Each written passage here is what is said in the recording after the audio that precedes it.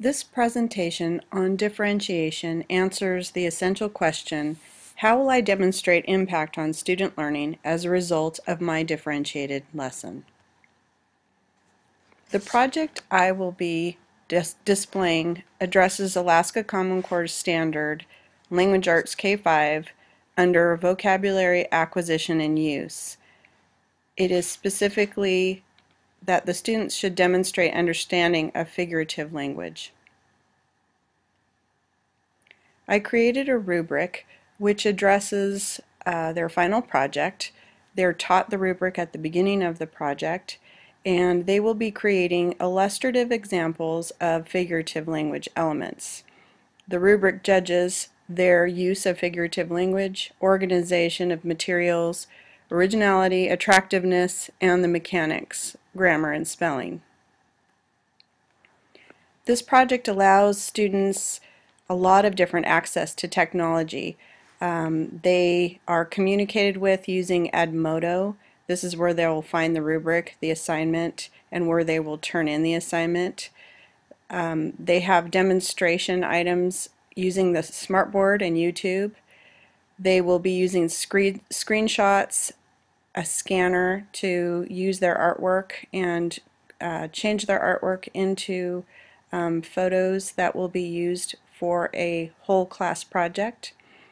They will be using a program called Comic Life to put their pages together.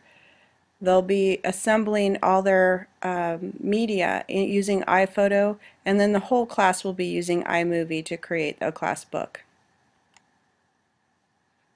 I used Edmodo's quiz function to pre-assess the students. It was 3 quick questions. They were short answer, write any elements of figurative language that you know, answering what do you think figurative language is, and why do you think figurative language is important in writing. The pre-assessment is shown here in gray. Only one student had any idea what figurative language was prior to the lessons, and post-assessment using the same Edmodo quiz indicated a pretty successful result, with only one student falling short in one area and the remainder all understanding or having a better understanding of what figurative language is. The project promotes creativity. Within the structure, they're encouraged to use many modes. Some opted to use photography to photograph different things, acting out elements of figurative language. Some preferred to use just hand drawing and color. Some use screenshots of other applications using some programs we have on our computer and some that were out on the internet. So it gave them a wide variety of what they could use to create their pages. They could also act out their element, and I'll show you examples of those things. As far as individual curiosity goes, the students were shown examples of elements using YouTube videos. They were then encouraged to find more examples on their own. Quite a few examples on YouTube. I had other student examples available. They used wiki searches and just basic internet searches to find other elements of figurative language that they could illustrate on their pages. Differing abilities. I have quite a wide range of abilities in my 5th grade classroom, and they range from complex thinking to technical experience. So this project allowed for different levels of tech experience. Some students really were just learning how to use the scanner with their hand-drawn photo or hand-drawn pictures. Other students are familiar with iPhoto and were able to capture and collect pictures on the internet, and some wanted to learn more complex levels of tech, were able to use different programs. So it really allowed for students to kind of pick and choose what technology they wanted to use to create their page. The students were allowed to work with partners. All of my students opted to work solo. And students all supported each other with peer reviews during this project, so they were able to do some editing and give each other suggestions before they turned in their final pages. On assessment and student learning, I originally assessed them before we even started any lessons, so I knew which videos and what information they needed. During the whole process, I monitored their progress during the initial brainstorming. They were directed to brainstorm different ideas. Once they had selected their element, they created a draft, and I was able to monitor during their draft and also their final page before we made our student book.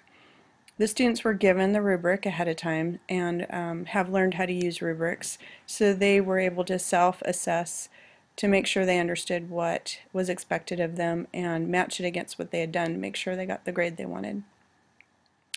On that rubric that I used, that was given to them at the beginning, so they were familiar with it when they received the rubric results at the end. And then I circled back into that Edmodo quiz and gave them the same quiz so I could measure progress compared to the initial assessment. My first example is a needs improvement example. It still has spelling and grammar errors. On this one, a student hand drew alliteration, so purple puppies play poker with a pipe. So the sentence didn't quite match the picture, but had a good idea. After the student went through and had a couple of other students give her some suggestions, her needs improvement example became my moderate example. So here's what she finally turned in. Still purple puppies play poker with a pipe, but now no spelling errors, and the page makes sense. We've got plural puppies, they're all purple. It works really well. It's a cute example.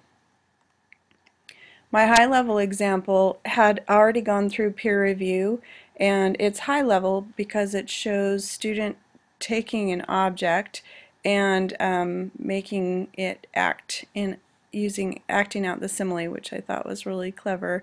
So 4 examples where all the students did one. So the student went over and beyond what the expectations were by doing 4 examples on one page, taking the camera, uploading everything to iPhoto, doing some editing, and then importing everything into Comic Life to prepare the page.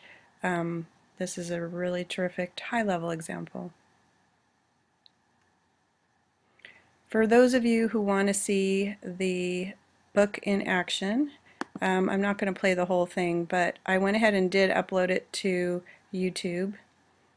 And this is our student book. Let's see if it'll play.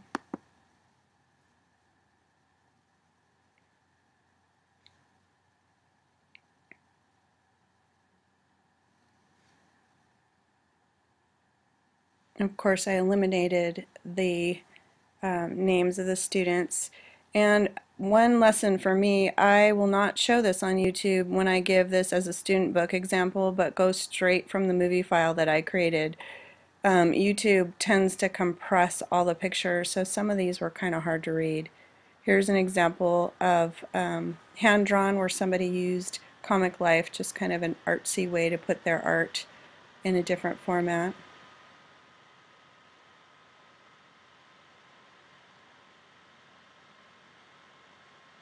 Here's a student example. He was so mad his eyes are falling out, so the student used some funny glasses we had around the classroom. As you can see, they did have a same page format. They needed to all have what the element of figurative language was. They had to have a definition of the element, and they had to have an example with a picture illustrating the example. This person scanned in their hand drawing.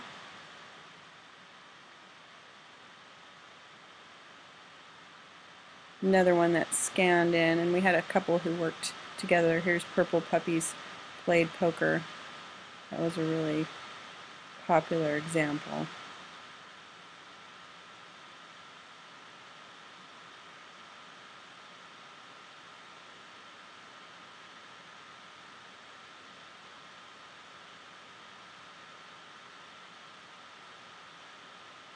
We have Kidspiration and Inspiration at our school, so there's clip arts that can be inserted into a page. This was done with something online where, again, clip art is assembled and then screenshots are used to create JPEGs that are then inserted into Comic Life. Comic Life pages are then saved as photos inserted into iMovie with these title slides to make a student book. We haven't done so yet, but this book will be used for our next year's class that's going to be learning about figurative language, 4th grade, so they can do the same project.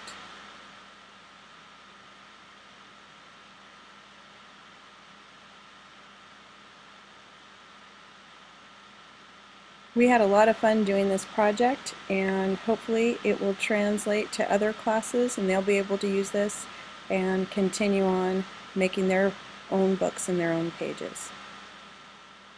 Thanks for watching.